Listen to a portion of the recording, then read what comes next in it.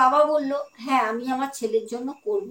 বললো যা। নমস্কার আমার প্রিয় সকল দর্শক বন্ধুরা, চলে আসলাম তোমাদের কাছে আজকে একটা দুর্দান্ত ঘটনা নিয়ে। আজকে এক দাদা ভাইয়ের অভিজ্ঞতা বলবো জীবনের। তো চলো সবাইকে বলবো প্রত্যেক দিনের মতো একটা করে লাইক করে দিও, যারা এখনো পর্যন্ত চ্যানেলটাকে ভালোবেসে সাবস্ক্রাইব করোনি অবশ্যই করে নিও। আজকের ঘটনা আমাদের আসে বারুইপুর থেকে। দাদা ভাইয়ের বলে অনেক চাষের জমি আছে। আমাদের দাদা ভাইয়ের নাম হচ্ছে ইন্দ্রজিৎ রায়। দাদা ভাই বলে আমার নাম আপনি বলতে পারেন, আমার যে লোকেশন সেটাও আপনি বলতে পারেন, কোনো অসুবিধা নেই, কারণ আমাদের পাড়ার অনেকেই এই ঘটনাটা জানে। এবার ঘটনাটা হচ্ছে আমাদের ইন্দ্রজিৎ দাদা ভাই বলেন আমার অনেক চাষের জমি আছে, মানে আমার বলতে আমার বাবার, আর যেহেতু উনি বাবার একমাত্র আমি সন্তান তো সেগুলো আমারই। তো সেরকম ভাবেই আমি বললাম যে আমার অনেক চাষের জমি আছে। এবার সবার সুবিধার্থে বলে রাখি, আমার বাবা মা আমি আর আমার একটি ছোট্ট বোন আছে। তবে বোন হচ্ছে আমার নিজের মায়ের পেটের না, আমার কাকার মেয়েকে আমার বাবা মা ছোট থেকে বাড়িতে আমি নিজের মেয়ের মতনই মানুষ করি। এবার ঘটনায় যাই। ঘটনাটা হচ্ছে আমাদের ইন্দ্রজিৎ দাদাভাই বলেন একদিন আমার সাথে একটা বড় অদ্ভুত ঘটনা ঘটে। সেটা হচ্ছে সেই সময়টা আমাদের ওখানে মানে প্রচুর ঝড় বৃষ্টি, জল মানে বন্যার আশঙ্কা খুব বেশি ছিল। একটা সময়ের কথা বলছি, আজ থেকে প্রায় 12-13 বছর আগেকারের ঘটনাটা ঘটেছিল। ওই সময় প্রচুর বৃষ্টি। দাদাভাই বলছে আমাদের জমিতে অনেক রকমের সবজি চাষ হতো, অনেক রকমের সবজি চাষ। এবার দাদা ভাইদের ছিল একটা পানের চাষ, যেখানে পান চাষ করতো। দাদা ভাই বলতো পান চাষ যেখানে হয় সেখানে মহিলারা নাকি যায় না, মহিলাদের যেতে নেই। তো সেরকম ভাবে কখনো ওই পান চাষে যে দাদা ভাইয়ের মা সে কখনো যাননি, আর পাড়ার যারা মহিলারা আছেন ওনারাও মানে পান চাষ যেখানে হয় ওখানে যেতেন না। দাদা ভাই বলেন একদিনকে হঠাৎ করে সন্ধ্যাবেলা প্রচুর ঝড় বৃষ্টি হচ্ছে, বেশ অন্ধকার বাইরে। সন্ধ্যেবেলা একজন এসে বলে যে এই ইন্দ্র, তোদের জমিতে একটা মহিলাকে দেখলাম যেখানে তোরা পান চাষ করিস। আমাদের গ্রামের কোনো মহিলা তো ওখানে যায় না, আর সত্যি কথা বলতে আমাদের গ্রামের যে মহিলারা আছেন ওনারা এগুলো জানেন যে পান চাষ যেখানে হয় সেখানে যেতে নেই। আর আমাদের এখানে পান চাষ বলতে তখন ওই সময় শুধু আমার বাবা আমিই করতাম আমাদের জমিতে, আর বারুইপুরে সেরকম কোনো জায়গায় পান চাষ হতো না। আমাদের ইন্দ্রজিৎ দাদাভাই বলেন যে আমি শোনা মাত্র আমাকে এক কাকা পাশাপাশি থাকে, এসে বলে আমি ছুটে যাই। আমি ওই সময় ছুটে যাই হাতে একটা টর্চ আর একটা লাঠি নিয়ে। টর্চটা নিয়ে গেছি অন্ধকার বলে, আর লাঠিটা নিয়ে গেছি কারণ বর্ষা হচ্ছে, ওই সময় যদি সাপ খোপের একটা সংখ্যা থাকে তো তার জন্য।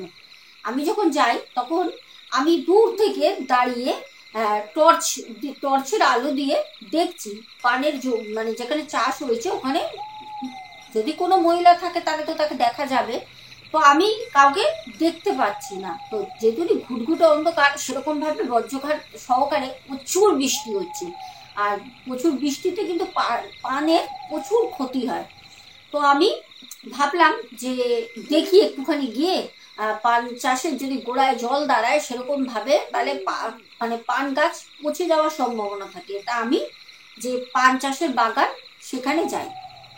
আমি যখন পান চাষের বাগানে যাই তখন দেখলাম একটা অদ্ভুত শব্দ।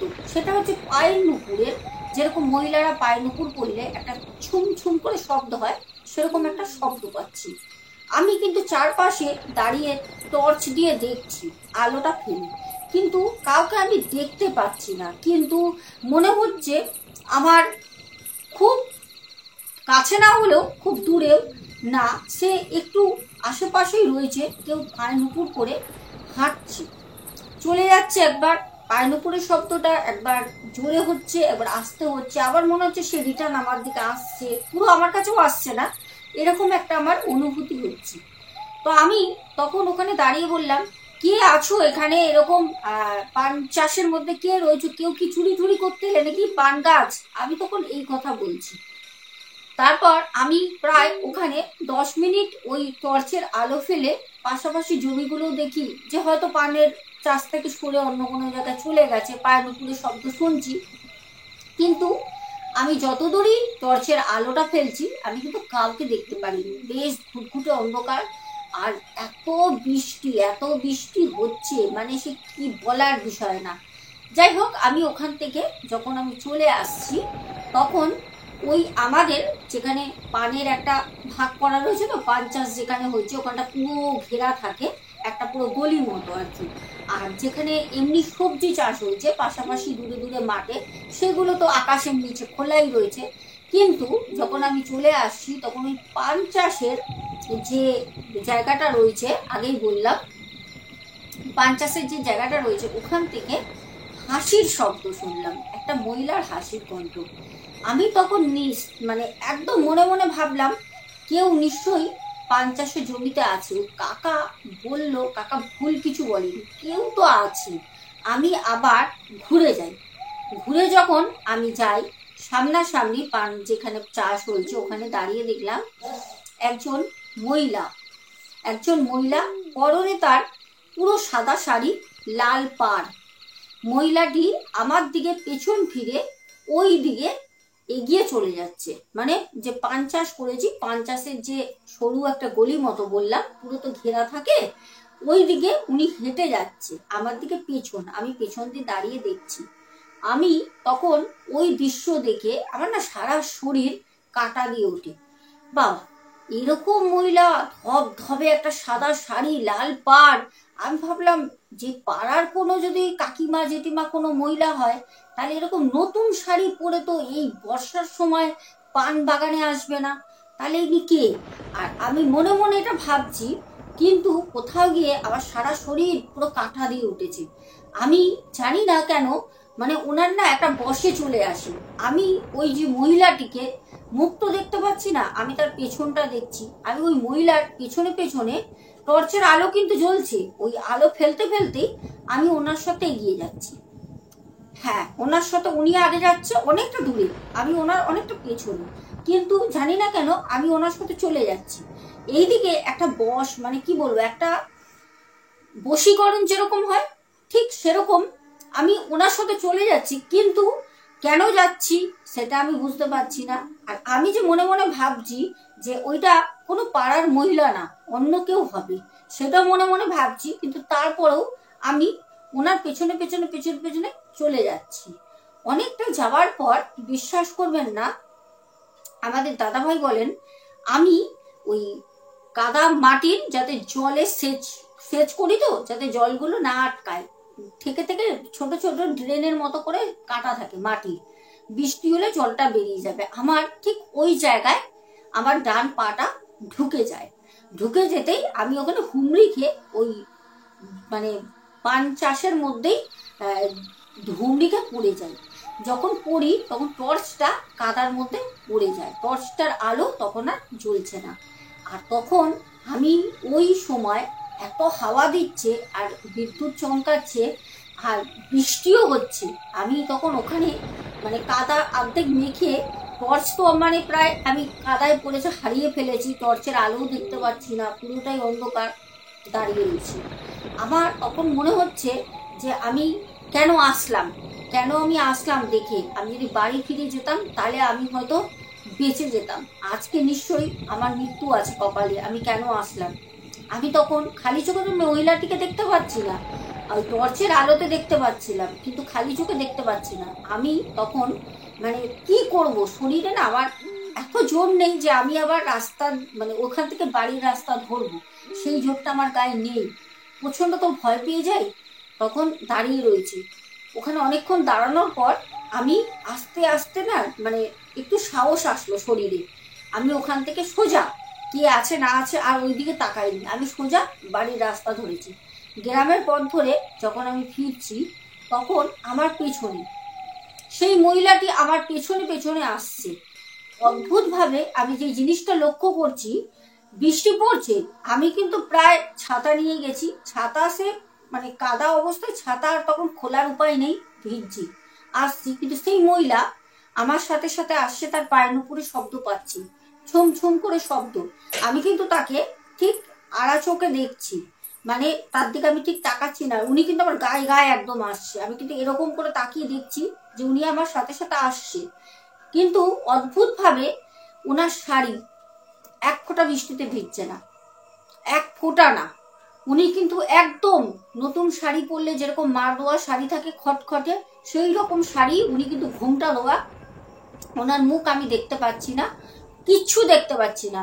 উনি কিন্তু আসছে শাড়ি পরা, পুরো ঘোমটা টানা, আর সেই শাড়ি কিন্তু জলে ভিজিনি, আমি কিন্তু তখনও ভিজছি। আমার সেদিনকে এত ভয় লাগে, আমি কোনো রকমে মানে আমার প্রাণটাকে আমি বুকে আটকে নিয়ে কোনো রকমের তাড়াতাড়ি করে ওখান থেকে হাঁটছি। মানে কত তাড়াতাড়ি আসবো, আমার সেই সাহসটা হচ্ছে না আমি ওখান থেকে দৌড়াবো। এবার বলি, একটা সময় গিয়ে যে আমার মনের সাহস সেইটা আমি হারিয়ে ফেলি।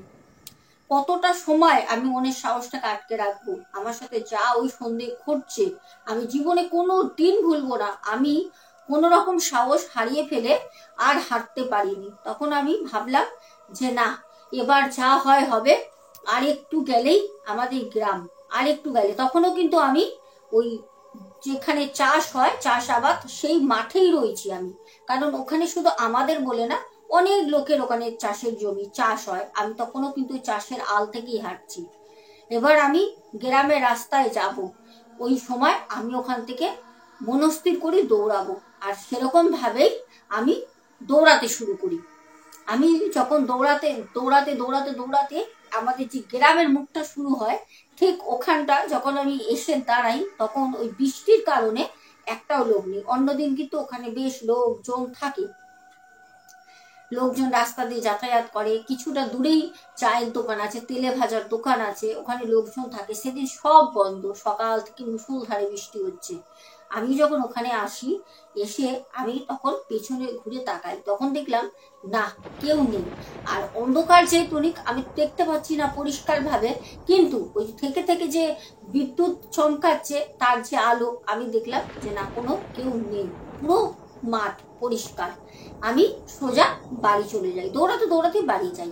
বাড়িতে গিয়ে আমার বাবাকে বললাম, বাবা জানো, আমাকে পাশের বাড়ির কাকা বলল তোদের পান চাষের ওখানে দেখলাম একটা বউকে। দেখো, আমি সেই কথা শুনে গেলাম, আমার সাথে এরকম হলো। বাবা তখন বলল, কেন গেলি? কি না কি থাকে, এসব অনেক ব্যাপার থাকে, যাবি না সন্ধেবেলা? কি আর আছে, 10,000 15,000 টাকার আমার পান চুরি হবে, গাছ নষ্ট হবে, 5,000 টাকার হোক, আবার রোপণ করব, যাবি না শুনে? কারণ মানুষের জীবনের থেকে দামি তো কোনো কিছু না, কি দরকার, গেছিস কেন? যাই হোক, আমি তখন বাবাকে বললাম যে বাবা, তুমি ঘুমাচ্ছিলে, নাহলে আমি তোমাকে নিয়েই যেতাম।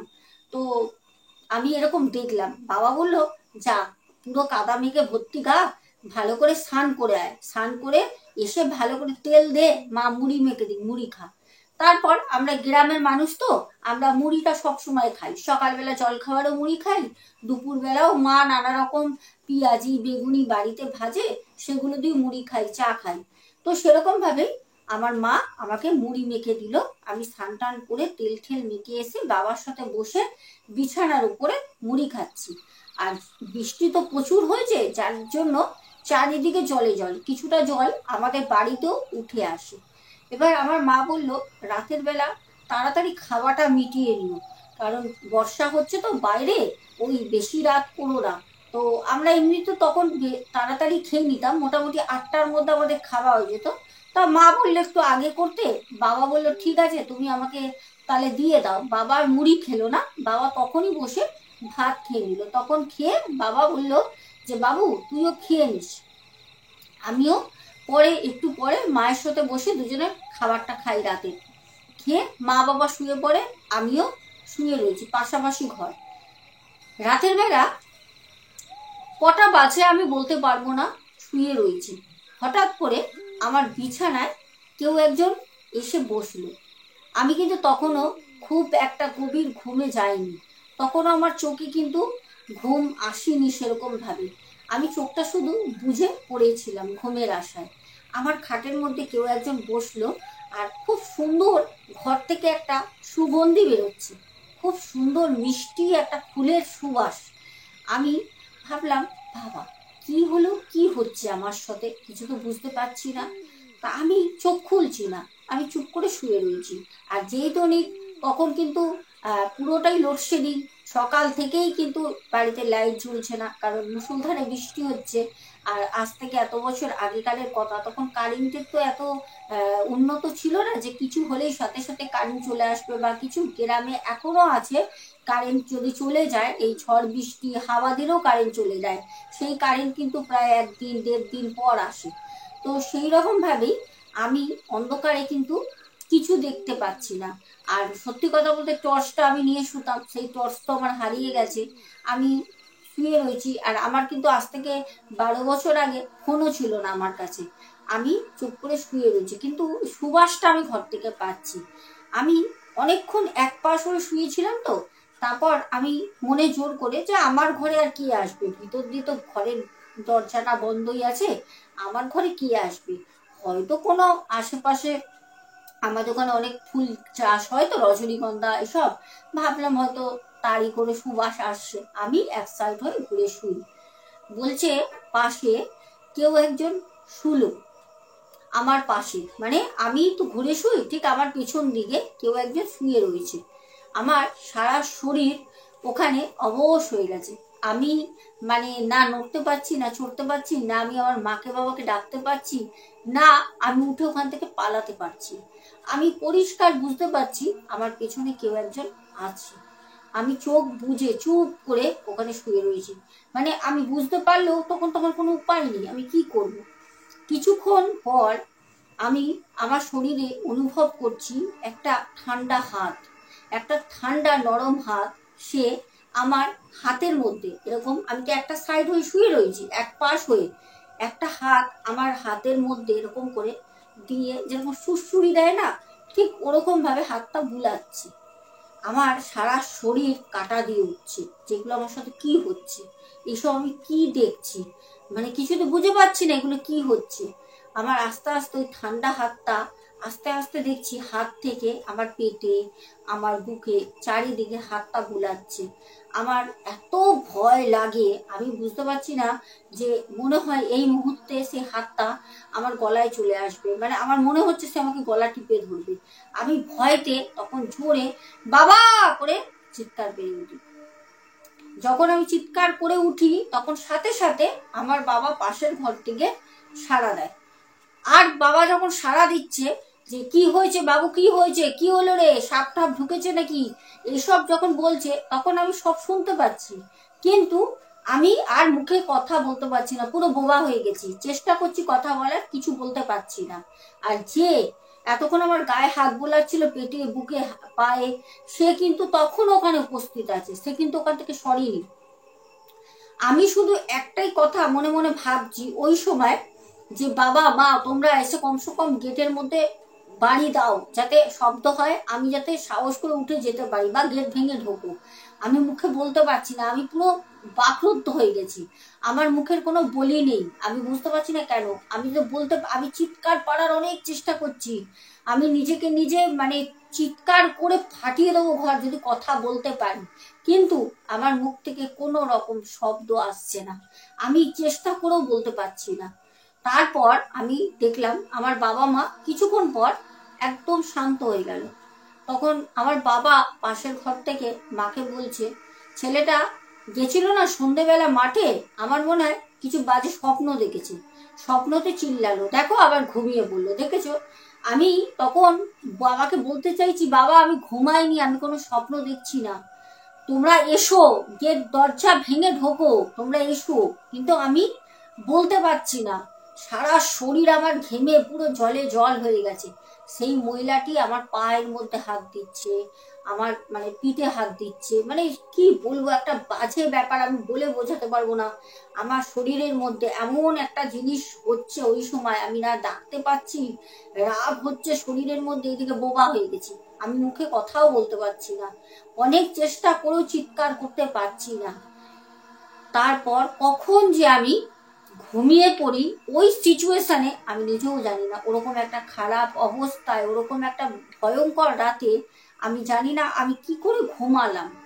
সকালবেলা আমি তখনও শুয়ে রয়েছি, জানি না কটা বাজে, আমার মা এসে দরজাটাকে খুব জোরে জোরে শব্দ করে আমাকে ডাকছে, আর বাবু গেট খোল, বাবু গেট খোল, রাতের বেলা চিৎকার করছিলিস কেন, যখন আমার কানে আসে আমি তখন চোখটা যখন খুলি তখন আমি দেখলাম আমার শরীরে কোনো বস্ত্র নেই।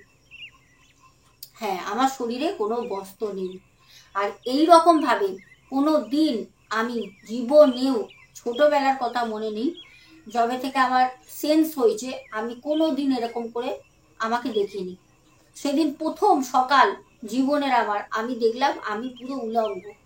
আমি উঠলাম, উঠে আমি আবার আমার প্যান্ট পরলাম, পরে আমি মাকে গিয়ে দরজাটা খুলি। মা আমাকে বললো, কি রে রাতের বেলা এরকম চিৎকার করলি কেন, স্বপ্ন দেখেছিস? আমার তখন মাথা যন্ত্রণায় ছিঁড়ে যাচ্ছে।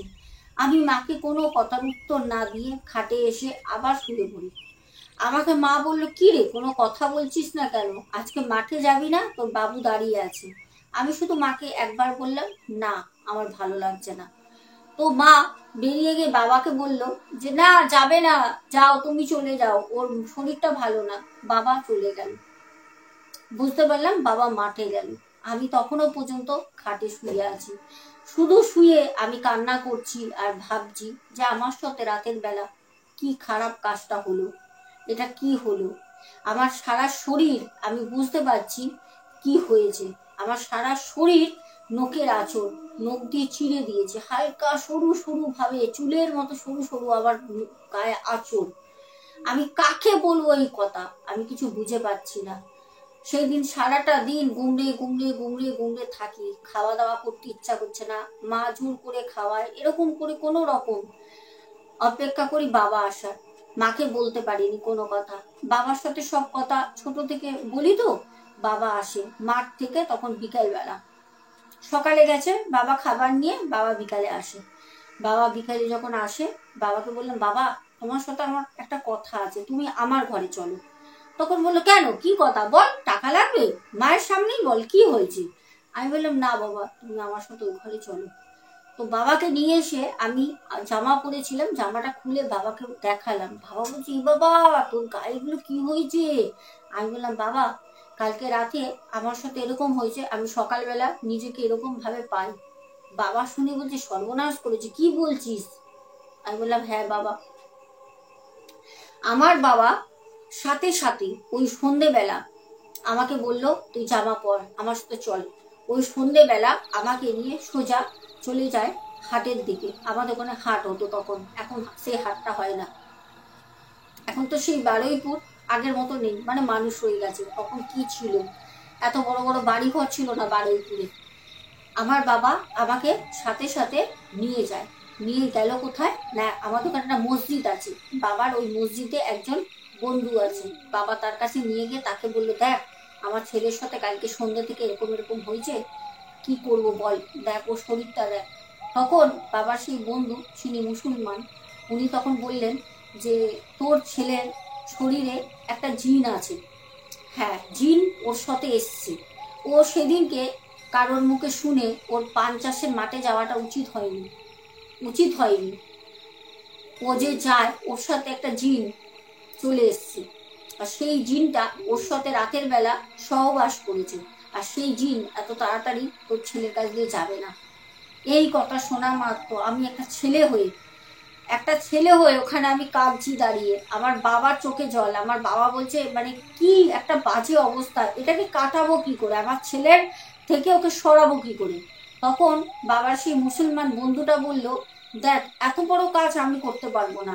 আমি গ্রামের বাচ্চাদের হাওয়া লাগলে ওদের জল পড়া তেল পড়া দিয়ে একটু ঝাড়ফুঁক করে দিই, কিন্তু আমি এই যে ওকে ধরেছে জিন, মহিলা জিন, আমি তাকে ছাড়ানোর মতো ক্ষমতা আমার নেই, এতটা শক্তি আমার নেই। তখন আমার বাবা হাত জোর করে বলল যে তুই কিছু উপায় করে দে, তোর সাথে তো কারোর যোগাযোগ আছে। তখন বলল, আজকে রাত্রে ওকে আবার সেই জিনের সম্মুখীন হতে হবে। ওর থেকে ভালো তুই একটা কাজ কর। আমাকে বলল, তুই আজকে তোর বাবা মায়ের সাথে শো, একা ঘরে শুবি না, ঠিক আছে? বাবা মায়ের সাথে শো। দেখ সেই জিন আসলেও তোকে কিছু করতে পারবে না। আর কালকে সকালে আমি তোর বাবাকে একটা ঠিকানা দিচ্ছি, সেখানে গেলে পারে আশা করি তোকে তারা ওষুধ দেবে, সেই জিন তোর কাছে আর আসবে না। তো সেই রকম ভাবে সেদিনকে আমি বাড়িতে যাই। মাকে কোনো কথা বাবা বলেনি, বলেছে বলবিও না, মা ফালতু কান্নাকাটি করবে, চিন্তা করবে, শরীরটাও ভালো না। তো মা বললো কি হয়েছে, কোথায় গেছিলিস তোরা? বাবা বলল গেছিলাম একটু, ওর শরীরটা ভালো না, ডাক্তারের কাছে। রাতের বেলা ও আমাদের কাছেই শোবে। মা বলল ঠিক আছে শুক, ভালোই তো। তো সেই বলে রাতের বেলা বাবা মায়ের কাছে শুই। কিন্তু সেই দিন রাতে বাবা মায়ের কাছে যখন আমি ঘুমাচ্ছি, সেই যে ফুলের একটা সুন্দর মিষ্টি সুবাস ঘরে, আমার মা বাবার ঘরে একদম মানে ম করছে, সেই যাকে বলে এত সুন্দর গন্ধ, একটা সুগন্ধি, মানে আমি মানে জীবনে কোনো তো সুবাস আমি কোনো দিন শুকিনি। সেই রাতে আমি যা শুকেছিলাম, যা সুন্দর সুবাস পেয়েছিলাম, তখন আমি বুঝতে পারছি যে সেই আগের দিনের সেই মহিলা জিন আমার ঘরে এসছে। বুঝতে পারছি। আমি তো ওখানে চুপ করে শুয়ে রয়েছি, উঠছি না। আমি চুপ করে চোখ বন্ধ করে বাবার দিকে ঘুরে শুয়ে আছি। আমার বাবা মা দুজনে দুপাশে, আমি মাঝখানে। কোনো রকমে রাতটুকুনি আমার ঘুম হয়নি। শরীরের ভিতরে এমন অস্থির অস্থির করছে, কি যে কষ্ট হচ্ছে, সেরকম ভয় লাগছে। কোনো রকমে রাতটুকুনি পার হয়। ভোরের আলো যখন বেরোয়, চারপাশে পাখির শব্দ শুনি, উঠি। প্রথম আমি উঠি, তখনও বাবা মা ঘুমাচ্ছে। উঠে বাবাকে ডাকি, বাবাটা থরথর করে উঠে বলছি তুই ঠিক আছিস তো বাবু, তুই ঠিক আছিস তো? আমি বাবাকে বললাম হ্যাঁ বাবা, চিন্তা করো না, রাতে ও এসছিল। বাবা বললো তুই কি করে জানলি? আমি বললাম হ্যাঁ বাবা, রাতে ও এসছিল। আমি ওর আসার উপস্থিতি বুঝতে পেরেছি, কারণ আগের দিন রাতেও যখন ও এসছিল সুন্দর ফুলের সুবাস বেরোচ্ছিল। আর কালকে রাতেও তোমরা যখন ঘুমাচ্ছিলে মধ্যরাতে ও আসে, ওরকম সুন্দর সুবাস বেরোচ্ছিল। আর ও এসে ঘরের মধ্যে অনেকক্ষণ ছিল, যতক্ষণ ও ঘরে ছিল ততক্ষণ সুবাসটা বেরোচ্ছিল। যখন সে ওখান থেকে সরে যায় তখন কিন্তু আবার আগের মতো স্বাভাবিক হয়ে যায়, সেই সুন্দর গন্ধটা সাথে চলে যায়। তখন আমার বাবা বলল তুই তাড়াতাড়ি ওঠ। হ্যাঁ, উঠে স্নান টান কর, তোকে ওখানে নিয়ে যাবো। বাবার সাথে সেরকম ভাবে সকালে মুড়িও খাইনি, চাও খাইনি, বাবার সাথে সোজা চলে যাই। আমার মা বলল তোরা বাবা ছেলে কি করছিস, এমন কি অসুখ হয়েছে যে বিকালে গেলি সকালবেলা যাচ্ছিস? বাবা বলল আগে কাজে বেরোনোর সময় টুকো না, যা হবে বাড়িতে এসে পরে জানতে পারবি। আমাকে নিয়ে সোজা বাবা চলে যায় বাবার বন্ধুর ঠিকানা দেওয়া সেই জায়গায়। সেইটা একটা মসজিদ। ওখানে যেতে সেই মসজিদের পেছনে কবরস্থান রয়েছে। মসজিদে গিয়ে যখন ওনার নাম বলে বাবা, তখন ওখান থেকে একজন পীর বাবা উনি বললেন যে আপনি যাকে খুঁজছেন উনি কবরস্থানে রয়েছে, আপনি কবরস্থানে যান, ওনার সাথে দেখা হবে। তো তখন ঝড় বৃষ্টি আগের দিনই কমে যায়। তো আমরা বাবা আর আমি কবরস্থানের দিকে যখন যাই, তখন দেখলাম উনি একটা কবরের ওপর বসে আছেন।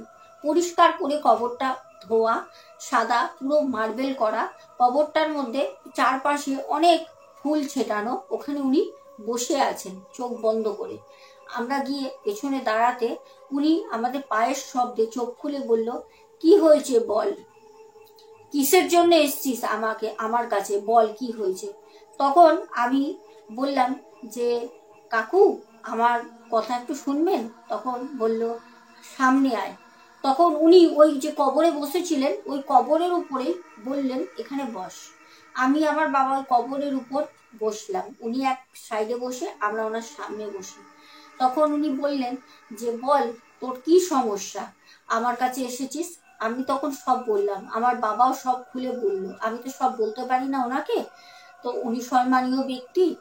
আমার বাবা কিছুটা অনেকে বোঝাতে সেই পীর বাবা তখন বললেন আমাকে আর কিছু বলতে হবে না, আমি তোদের সমস্যা বুঝেছি। একটা কাজ কর, একটা জায়গার ঠিকানা দেব, ওখানে যাবি। ওই জায়গায় গিয়ে তোদের যে পানের জমি আছে সেই পানের জমি দিয়ে প্রায় 10,000 একটা পাতা, 10,000 একটা পাতা পান ওখান থেকে তুলবি।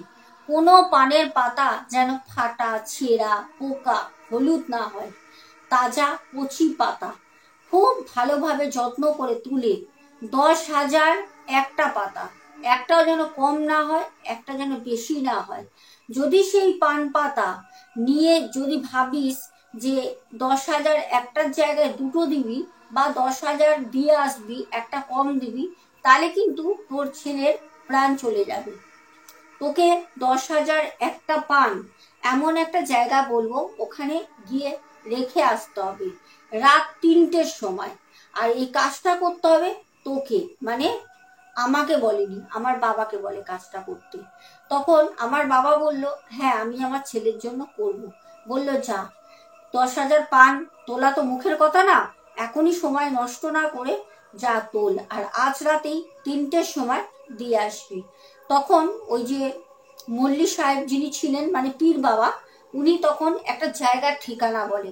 সেটা হচ্ছে ওখান থেকে আমাদের যেখানে বাড়ি, ওখান থেকে বেশ অনেকটা দূরত্বে। বললো ওখানে যাবি, ওখানে একটা পুরনো মাজার আছে, ওই পুরনো মাজারের পেছনে পুরনো কবরস্থান আছে, যেই কবরস্থানটা মানে আগে ওখানে পোতা হতো, দাহ করা হতো। এখন সেই কবরস্থানটায় কাউকে দাহ করা হয় না, ওটা পুরনো কবরস্থান, পুরো জঙ্গলে ভর্তি, ঝোপঝাড় হয়ে গেছে।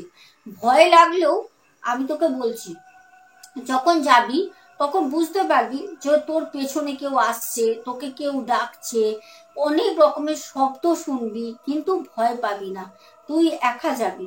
আমার বাবাকে বলে সোজা চলে যাবি, গিয়ে দেখবি গোলাপি রঙের একটা ছোট্ট ওখানে মানে কি বলে শ্মশানের যে মানে শ্মশান বলছি কবর করা রয়েছে, গোলাপি রঙের ছোট্ট একটা মাঝখানে দেখবি কবর করা, আর ওর চারপাশে দেখবি সাদা সাদা ছোট ছোট কবর করা আছে। যে গোলাপি কবরটা পাবি, সেই কবরের ওপরে ওই পানের পাতাগুলো সব ভালো করে রেখে দিবি, যেন কোনো পানের পাতা, বারবার বলছি, ফেটে না যায়, ছিঁড়ে না যায়, অথবা খারাপ যেন না হয়ে যায়। এই দায়িত্বটা কিন্তু তোকে করতে হবে। আর যেন পানের পাতা কম বেশি না হয়, 10,000 একটা পাতা হতে হবে, বারবার বলে দেয় আমার বাবা। আমি ওখান থেকে তাড়াতাড়ি এসে সোজা খাওয়া দাওয়া বাড়ি কিচ্ছু না, চলে যাই একদম আমাদের পান বাগানে।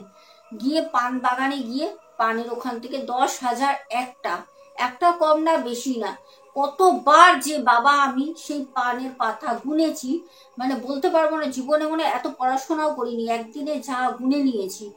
গিয়ে ওই 10,000 একটা পানের পাতা বাবা একটা লাল কাপড় ভিজিয়ে তার উপর সুন্দর করে গুছিয়ে আস্তে করে পানের পাতাটা বাক্সর মতো করে ভরে আর কাগজ দিয়ে রেখে দেয়। সেই পানের পাতা নিয়ে আমার বাবা রাতের বেলা একা বাড়ি থেকে বেরোয়, তখন বাজে 12টা। আমার বাবা যখন বাড়ি থেকে বেরোয়, আমার বাবা গিয়ে সেই জঙ্গলের মধ্যে পানের পাতা কিন্তু রেখে আসে। রেখে আসার পর আমার বাবা যেটা জানায়, বলে যখন আমি ওই পুরনো যে মসজিদটা আছে, যে মসজিদটা কিন্তু বন্ধ, পুরো একদম নোংরা, চারিপাশে পাতা, মানে ঝড় বৃষ্টি হয়েছে 2 দিন আগে, খুবই খারাপ অবস্থা। ওই যে পুরনো মসজিদ, ওর পিছনে যে কবরস্থানটা রয়েছে, ওই যে কবরস্থানে যখন আমি যাচ্ছি, এত ঝোপঝাড় জঙ্গল, মানে আমার এত ভয় লাগছে, মানে এই কাজটা করা কি ভাবছো মুখের কথা, কখনোই না, অচেনা জায়গা, আর ওখানে তো আমরা কোনোদিন যাইনি ওর আগে। বাবা বলছে আমার পিছন থেকে মনে হচ্ছে যেন কোনো শিয়াল, কোনো মানে হিংস্র বন্য প্রাণী ছুটে বেড়াচ্ছে। সে কি শব্দ, হাই নুপুরের শব্দ, কেউ হাসছে, বা পেঁচা মানে মনে হচ্ছে চারপাশে আমাকে ঘিরে, মানে চারপাশে উড়ছে, মানে কি যে বিকট।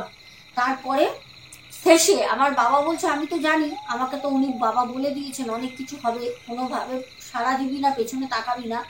বলে আমার মা নাকি, মানে আমার মা বলছে আমার বাবাকে ডাকছে, কি গো তুমি কোথায় যাচ্ছ এই জঙ্গলে? আমার বাবা বলছে আমার বউ কি করে ডাকবে, আমার বউ তো কিছু জানেই না এইসব বিষয়ে, আমি এখানে এসেছি বা কিছু, আমার বউ ডাকবে কি করে?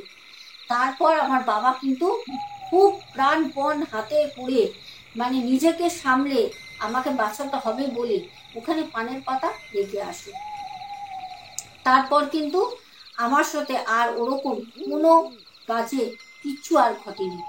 আর পানের যে আমাদের পানের চাষটা ছিল, সেই চাষটা কিন্তু সেই মল্লিক সাহেব বলেছিলেন যে ওই পানের চাষ তোমাদের কিন্তু বন্ধ করতে হবে, কারণ আমাদের ওখানে তখন কেউ পানের চাষ করতো না।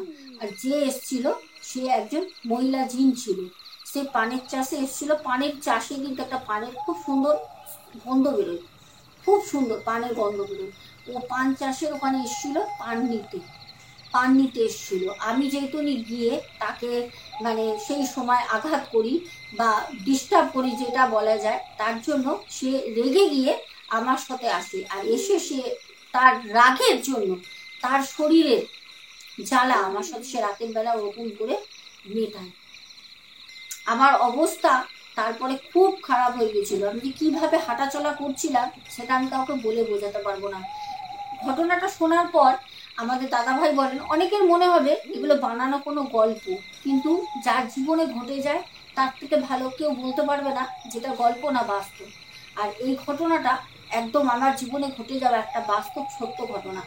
দিদিভাইকে শেয়ার করলাম, আশা করি দিদিভাই আপনাদের ঘটনাটা শোনাবে। তো প্রিয় দর্শক বন্ধু, তোমাদেরকে বলবো এখানে কিন্তু বাস্তব ঘটনা, এটা কিন্তু কোনো মিথ্যে না। কারণ আমাদের চারপাশে অনেক ঘটনা ঘটে যেগুলো আমাদের সাথে না ঘটলে আমরা বুঝতে পারি না।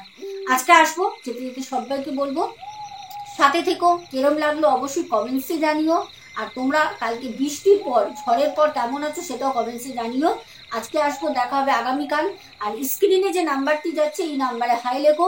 প্রত্যেক দিন তোমরা আমাকে ফোন করছো, খুব ভালো লাগে। তোমাদের কাছে আমি এইটুকুই চাই, তোমরা ফোন করো, ঘটনা শেয়ার করো। সবাই পাশে থেকো, সাথে থেকো। আজকের মতো টাটা, গুড নাইট। আবার দেখা হবে আগামীকাল ঠিক রাত 10টায়। সবাই খুব ভালো থেকো।